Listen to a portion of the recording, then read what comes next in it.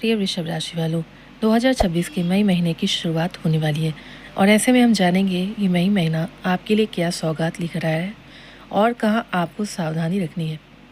इसलिए वीडियो के अंत तक बने रहिए। ये वीडियो आपके लिए बहुत ही महत्वपूर्ण होने वाली है। मई मासिक राशिफल 2026 के अनुसार इस महीने सूर्य ग्रह क्रमशः आपके द्वादश भाव में और फिर पहले भाव में गोचर करेंगे। सूर्य के लिए ये दोनों ही स्थितियाँ अनुकूल नहीं कही जाएंगी। हालांकि महीने के पहले ही हिस्से में उच्च अवस्था में होने के कारण कुछ मामलों में सूर्य ग्रह अच्छे परिणाम भी दे सकते हैं, लेकिन ज़्यादातर ये कमज़ोर अवस्था में रहेंगे। अतः इस महीने सूर्य से अधिक उम्मीद नहीं करनी चाहिए। मंगल ग्रह का गोचर इस महीने आपके लाभ तथा द्वादश भाव में रहेगा, जो आपको थोड़े बेहतर परिणाम देंगे। 11 मई तक मंगल आपके लाभ भाव में रहेंगे। हालांकि शनि की संगति में होने के कारण इसे उतना अच्छा नहीं माना जाएगा। बुध ग्रह 15 मई तक आपके द्वादश भाव में रहेंगे।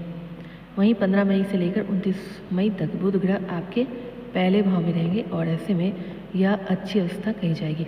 वहीं 29 मई के बाद कुछ दिनों के लिए बुध ग्रह आपके दूसरे भाव में भी रहेंगे। यह अनुकूल स्थिति कही जाएगी और ऐसे में महीने के ज़्यादातर समय आपको अनुकूल परिणाम देने में सक्षम नहीं होंगे।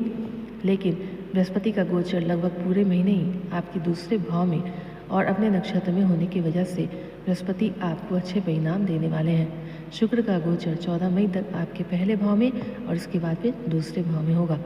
शुक्र की इन दोनों स्थितियों को अनुकूल माना जाएगा, अतः इस महीने शुक्र से भी अच्छे परिणामों की उम्मीद की जा सकती है। तो हम जानते हैं विस्तार से। सबसे पहले जानेंगे आपके कार्य क्षेत्र के बारे में। तो करियर की बात करें तो आपके कर्म स्थान के स्वामी शनि लाभ भाव में और अपने ही नक्षत्र में बैठे होंगे। इन दोनों ही स्थितियों को अनुकूल माना जाएगा। हालांकि 11 मई तक शनि मंगल की युति और दशम भाव में राहु के मौजूद होने के कारण कुछ समस्याएं आ सकती हैं, फिर भी परिणाम आपके पक्ष में रहेगा।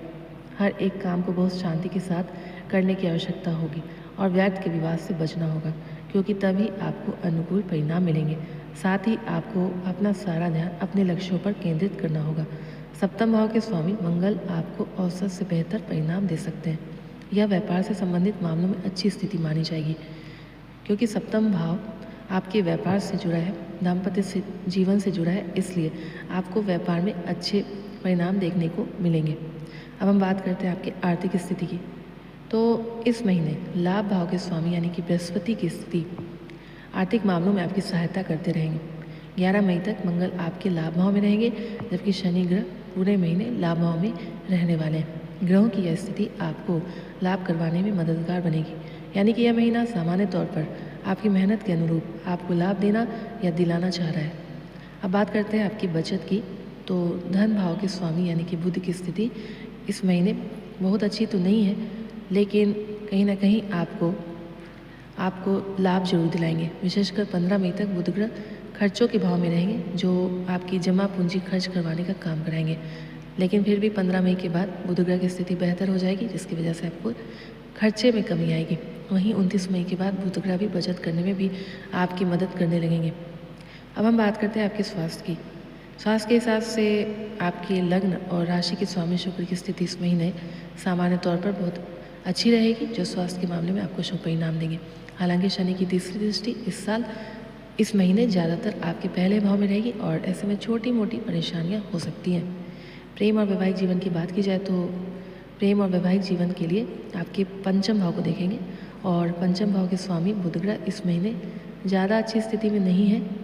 महीने की शुरुआत से ही लेकर 15 मई तक बुध द्वादश भाव में रहेंगे, जो मिलने के मौके कम दे सकते हैं, इसलिए एक दूसरे से दूर रहना पड़ सकता है। हालांकि लॉन्ग डिस्टेंस रिलेशनशिप वाले लोगों को इस मामले में ज़्यादा परेशानी देखने को नहीं मिलेगी, जबकि आसपास रहने वाले लोगों को कुछ कठिनाइयों का सामना करना पड़ सकता है। तो कुल मिलाकर देखा जाए तो ज़्यादातर मामलों में आपकी स्थिति अच्छी है। देवगुरु बृहस्पति आपकी स्थिति को संभालने वाले हैं।